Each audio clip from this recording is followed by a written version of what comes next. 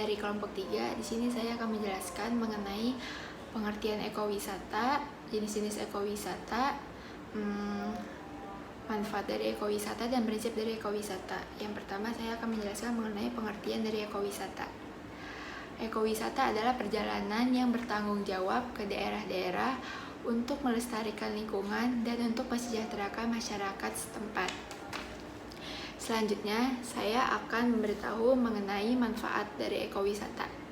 Ekowisata dapat memberikan manfaat, salah satunya seperti sumber pendanaan bagi kawasan konservasi, perlindungan kawasan konservasi, alternatif sumber mata pencaharian masyarakat lokal, dan pilihan untuk mempromosikan konservasi dan dorongan upaya konservasi secara khusus. Selanjutnya, saya akan menjelaskan mengenai prinsip-prinsip dari ekowisata. Prinsip dari ekowisata yang pertama yaitu prinsip konservasi. Prinsip konservasi artinya memiliki kepedulian, tanggung jawab, dan komitmen terhadap pelestarian lingkungan, alam, dan budaya. Yang kedua, prinsip partisipasi masyarakat. Perencanaan dan pengembangan ekowisata harus melibatkan masyarakat secara setempat secara optimal. Yang ketiga ada prinsip dari ekonomi. Pengembangan ekowisata dilaksanakan secara efisien, di mana dilakukan pengaturan sumber daya alam, sehingga pemanfaatan yang berkelanjutan dapat mendukung generasi masa depan.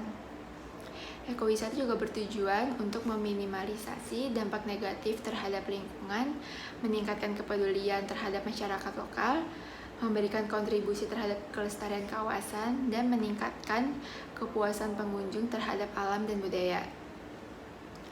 Selanjutnya, saya akan memberitahu mengenai jenis-jenis dari ekowisata. Jenis-jenis dari ekowisata yang pertama dari ekowisata alam. Ciri-cirinya adalah dapat dilihat atau disaksikan secara bebas, seperti pemandangan alam, flora, fauna, dan vegetasi hutan. Yang kedua ada ekowisata budaya. Hasil kebudayaan suatu bangsa yang dapat dilihat, disaksikan, dan dipelajari, seperti monumen bersejarah, tempat-tempat budaya, dan perayaan tradisional. Kali ini saya akan menjelaskan tentang ekowisata, sejarah ekowisata. Langsung saja mari kita mulai. Konsep ekowisata memiliki sejarah yang belum terlalu lama. Ia merupakan gagasan yang dapat dikatakan baru berkembang dalam 30 atau 50 tahun terakhir. Usulan membangun wisata alam dan konservasi pertama kali dikembangkan oleh Budowski pada tahun 1976. Istilah ekoturism sendiri baru muncul pada pertengahan tahun 1980-an. Sejak dekade 1980, konsep serta gerakan lingkungan semakin meningkat.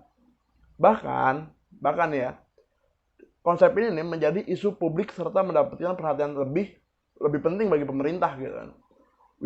Pemerintah, wisatawan, serta sektor swasta. Dan sebelum 1970, upaya melindungi, melestarikan lingkungan hidup masih tertinggal dibandingkan saat ini. Jadi intinya saat ini kepedulian kita sebagai wisatawan terhadap destinasi yang kita kunjungi itu sekarang lebih tinggi dibanding sebelumnya. Dan ekowisata sendiri nih, itu ada beberapa faktor utama yang menciptakan nih ekowisata. Yang pertama kali itu berakar di Afrika. Saat itu orang-orang tuh pada perpergian ke Afrika untuk melakukan berburu. Nah, jadi mereka tuh membayar untuk memburu gitu kan. Berburu satwa liar, tapi tidak semua satwanya juga yang di asal berburu ya gitu. Jadi itu masuknya ke gentleman tourism gitu kan, lebih sport tourism, masuknya ke arah sana. Sehingga hanya sebagian kecil masyarakat saja, yaitu orang yang sangat kaya yang dapat melakukannya. Akibat meningkatnya berbagai masalah lingkungan hidup saat itu, dalam kasus tersebut adalah pemburuan satwa liar, ya kan?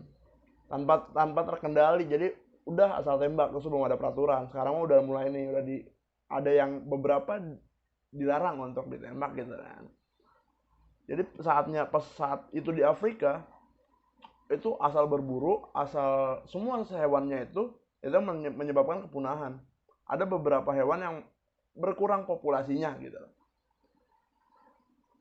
Dan meningkatnya dampak negatif kegiatan pariwisata massal seperti pemburuan satwa di Afrika, menurunnya kualitas lingkungan, degradasi budaya, masyarakat lokal menyadarkan beberapa pihak untuk mengembangkan jenis wisata ramah lingkungan. Ide ini disambut antusias oleh masyarakat. Hal ini ditandai dengan tingginya minat masyarakat untuk mengalami kegiatan wisata ke lokasi pelestarian lingkungan yang dilengkapi dengan interprestasi. Nah, itu disimbangkan dari sebelumnya yang asal tembak nih. Jadi yang udah terkonservasi lah, jadi lebih rapi lagi, hewannya juga nggak semuanya gitu kan. Lanjutnya, perkembangan praktek dan konsep ekoturism disebabkan oleh beberapa faktor. Faktor yang utama adalah kegiatan menyediakan dana yang berkelanjutan bagi kegiatan konservasi alam dan satwa liar. Namun dikarenakan implementasinya melibatkan atau memiliki dampak terhadap berbagai pemangku kepentingan, maka gagasan tersebut melibatkan motif yang lebih kompleks. Ekoturism bukanlah sekedar konsep sederhana, sebagaimana banyak diucapkan banyak pihak. Ia adalah gagasan yang kompleks, melibatkan banyak komponen, prinsip, kriteria tanpa mengimplementasikan prinsip atau kriteria tersebut. Maka sebuah aktivitas wisata alam, tidak dapat dikategorikan sebagai ekoturism.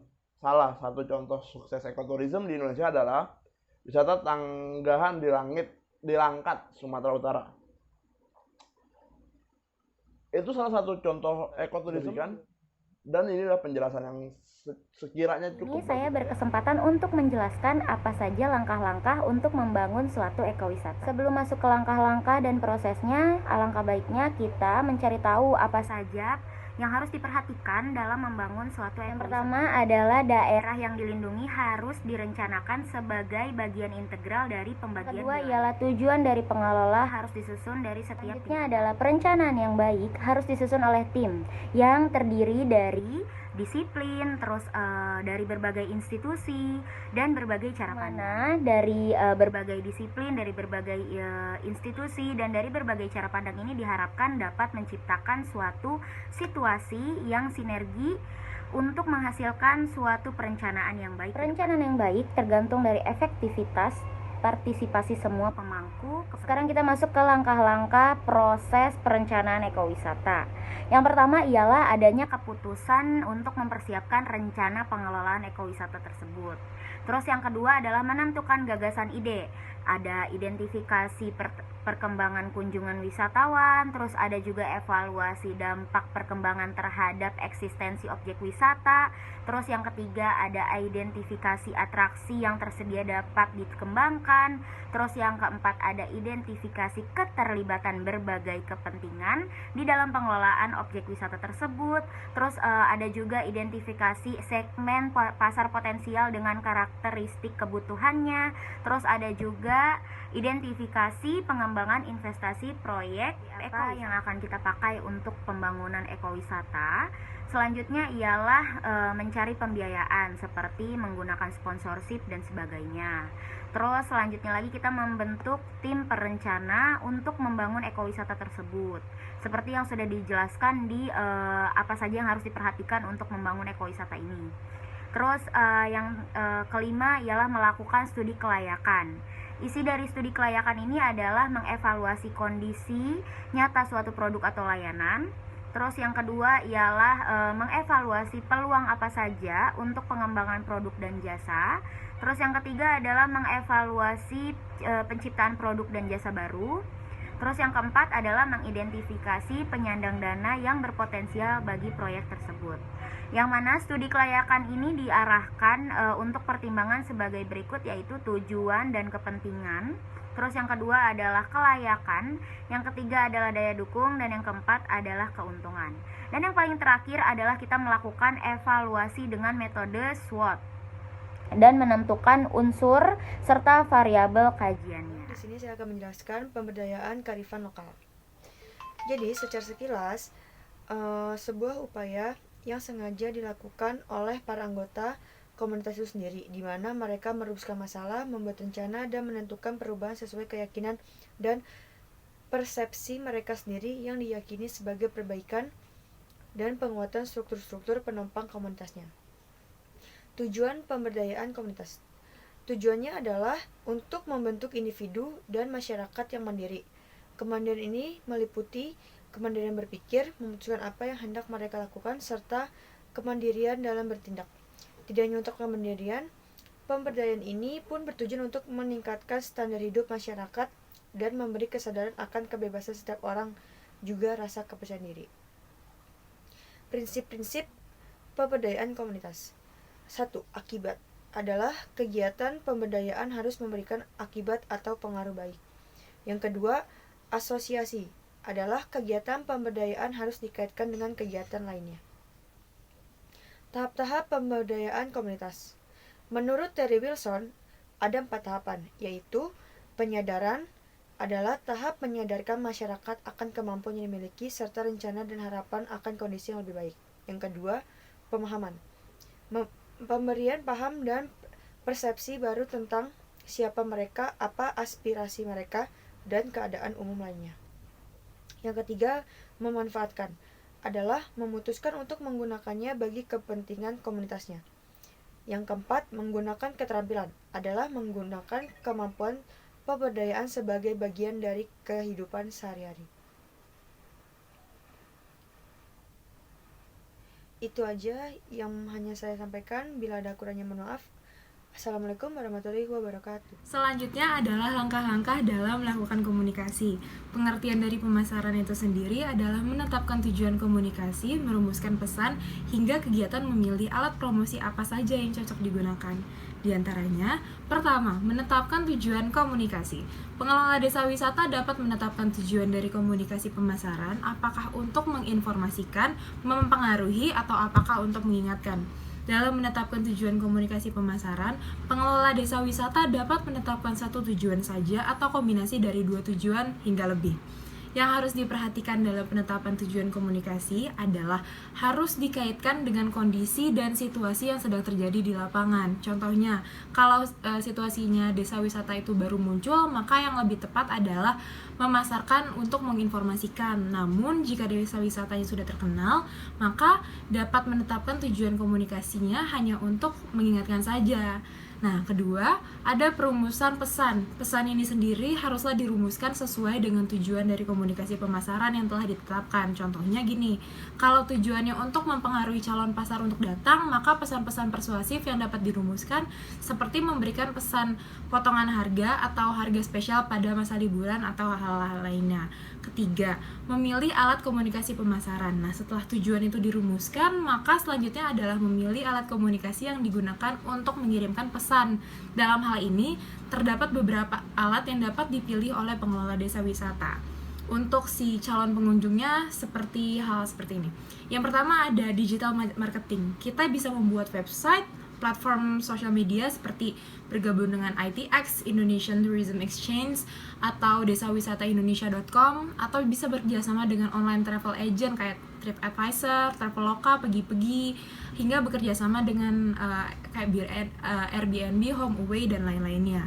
Yang kedua, periklanan. Bisa dengan cara menyebabkan brosur, mengundang produser film untuk dijadikan lokasi syuting, atau hal-hal seperti yang mengundang pengunjung untuk datang. Ketiga adalah personal selling, dengan cara menawarkan penjualan dengan berinteraksi secara pribadi kepada pengunjung secara face to face atau tatap muka secara langsung. Selanjutnya ada juga PR, yaitu dengan cara membuat dan menyebarkan press release, mengikuti seminar atau pameran-pameran, atau juga dengan mengikuti event-event supaya desa wisata kita dapat dikenal. Dan yang terakhir, dengan cara promosi penjualan, yaitu dengan cara memberikan diskon, kupon berhadiah menginap gratis, atau hadiah langsung kayak farm trip, souvenir, atau dengan cara hadiah pembelian kayak beli tiket A dapat kalender dan lain-lain, atau juga bisa menggunakan kontes berhadiah dan hal-hal lainnya. Nah, hal-hal tersebut yang sudah saya jelaskan adalah tata cara atau langkah-langkah yang bisa digunakan oleh desa wisata untuk mengencarkan desa wisatanya dengan cara melakukan promosi-promosi. Di sini saya akan memberikan contoh destinasi wisata berbasis ekowisata di Indonesia. Yang pertama yaitu ada Pulau Komodo. Pulau Komodo merupakan sebuah tempat reservasi yang digunakan untuk melindungi komodo, yaitu satwa purba eksotis di Indonesia. Awalnya Taman Nasional ini hanya digunakan untuk melindungi komodo saja, tetapi dengan seiringnya waktu, fungsinya dikembangkan lagi sehingga menjadi tempat reservasi alam yang melindungi berbagai satwa sekaligus menjadi objek wisata.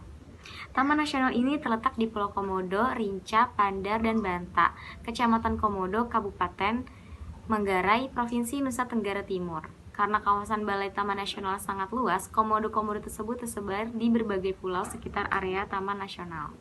Selanjutnya yaitu ada pariwisata alam Tangkahan. Pariwisata alam Tangkahan adalah contoh nyata dari hasil kerjasama multi pihak, utamanya yang mendukung upaya perlindungan kawasan Taman Nasional, khususnya kawasan hutan di wilayah sekitar Desa Sei Serdang dan Namo Sialang, Kecamatan Batang Serangan, Kabupaten Langkat. Dampak nyatanya memang terbatas di wilayah hutan di sekitar kedua desa tersebut saja. Namun demikian, telah terjadi multiplier effect dalam bentuk peningkatan kesadaran para pihak khususnya yang bekerja sama. Tangkahan dikenal bukan saja sebagai kawasan wisata alam, tetapi juga menarik minat peneliti, mahasiswa LSM, maupun kunjungan pejabat kementerian kabupaten. Dijen PHKA untuk menikmati Tangkahan ini telah terjadi sekitar tahun 2004 sampai dengan saat ini.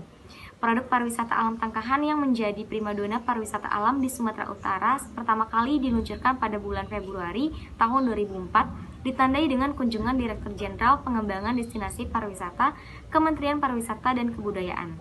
Sebelumnya, Tangkahan terkenal sebagai surganya pembalak liar yang membalak kekayaan hutan Tangkahan secara sistematis dengan mengandalkan arogansi kekuasaan dan selanjutnya ada Desa Panglipuran, Bali. Desa Panglipuran merupakan salah satu desa adat yang telah berkembang menjadi desa wisata yang ramai dikunjungi para wisatawan lokal maupun mancanegara.